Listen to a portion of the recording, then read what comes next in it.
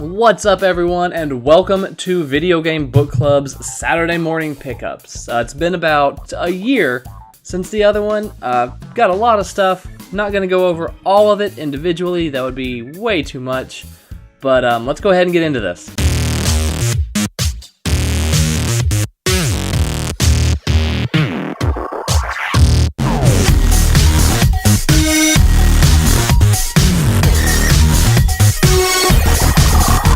Alright, so some of these aren't going to be like actual games. Some of them may be systems. One of them might be a clock that I picked up from an online retailer, CafePress.com. So let's go ahead and start with that. I needed a clock for my game room. This was my old kind of original clock that I've had in here kind of since the beginning of Video Game Book Club. I've had that clock. My wife got that for me. I've loved it, but I needed a Video Game Book Club clock. So I got this bad boy. Made it myself. Had them ship it to me, and yeah, it's kind of hard to read the time because it's black on black. I thought about when I was making it. I thought the background was going to be a little bit lighter than it turned out being, but that's all right.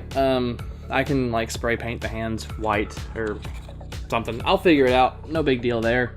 In a year's time, the Switch came out, and I've got a bunch of games since then. The two most recent being Kirby Star Allies and Bayonetta 2. So those are the two most recent ones that I've gotten, but here are all of my other ones that I have physical. And I know this isn't like as many as some people have, but for me this is quite a bit in a year of the Switch's life. Anyway, we've got ARMS. We've got The Binding of Isaac Afterbirth Plus. And here's another one, Cave Story Plus. This guy a 5 complete. The End is Nigh. I Am Setsuna. It'll Do Too. Of course, you've got your Legend of Zelda Breath of the Wild, Lego City Undercover, Mario plus Rabbids Kingdom Battle, Mario Kart 8 Deluxe, Splatoon 2, Super Bomberman R.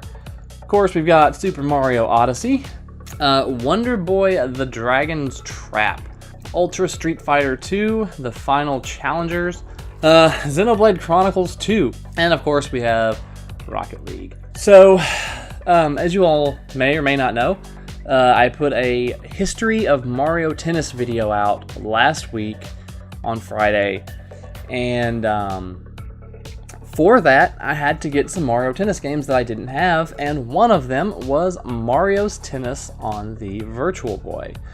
That also means that I had to buy a Virtual Boy so I could play it and actually do a video on it.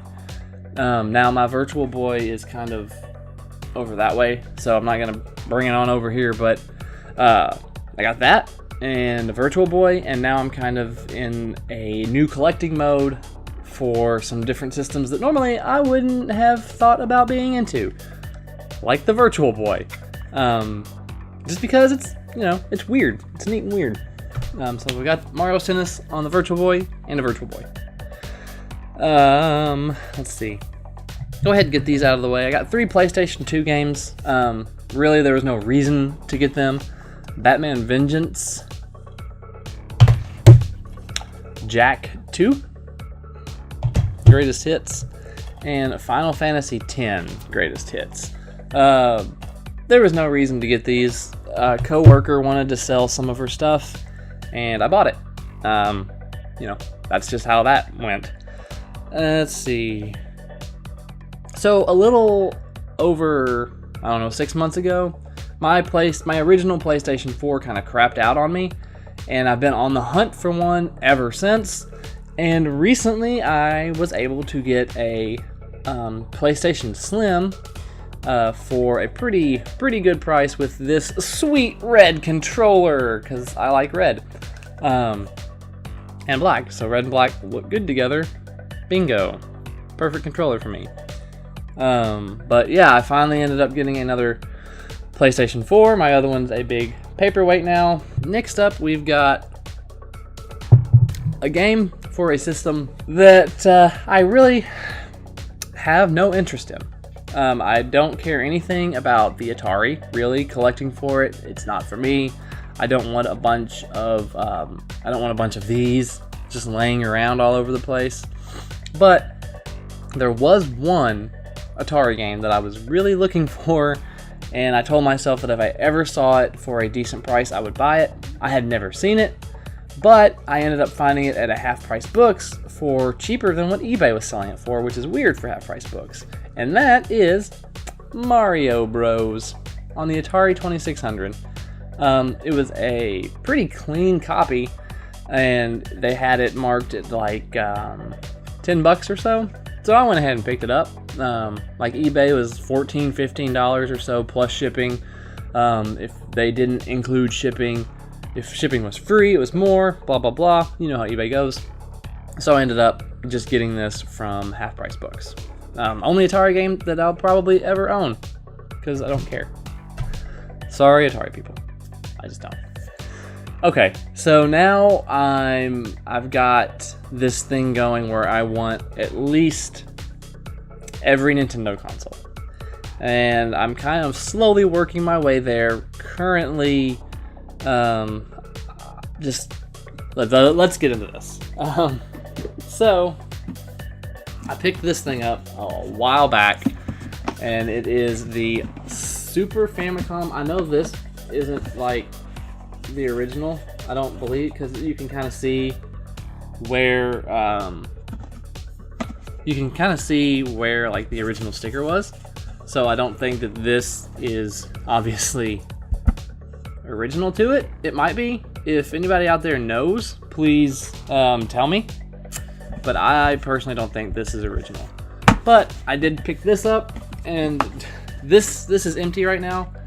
But it did came with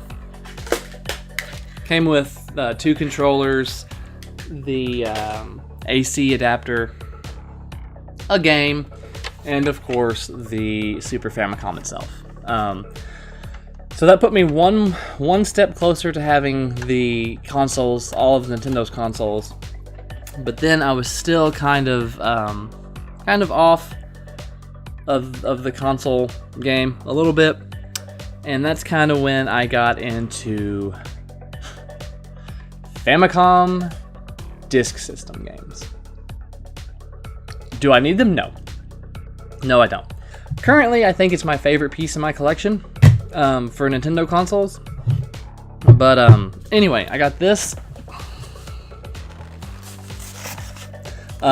complete in box. Famicom Disk System, Family Computer Disk System, complete in box. The box is in decent shape. It's a little rough around the edges, but everything is in here.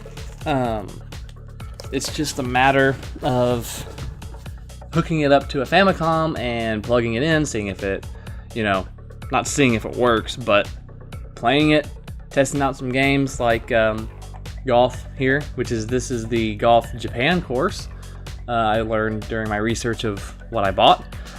But I got a pretty good deal on the Famicom Disk System, and so right now I'm gonna pop over to some footage of me opening it up and taking a look at it. So here we go. Okay, so when you open this up, you can kind of see it's pretty neat. This little outer case kind of just holds everything that is in here. So here's like the instruction manual for it. Obviously, like, I can't read this because it's Japanese, but that's all right. It's still pretty cool to have that.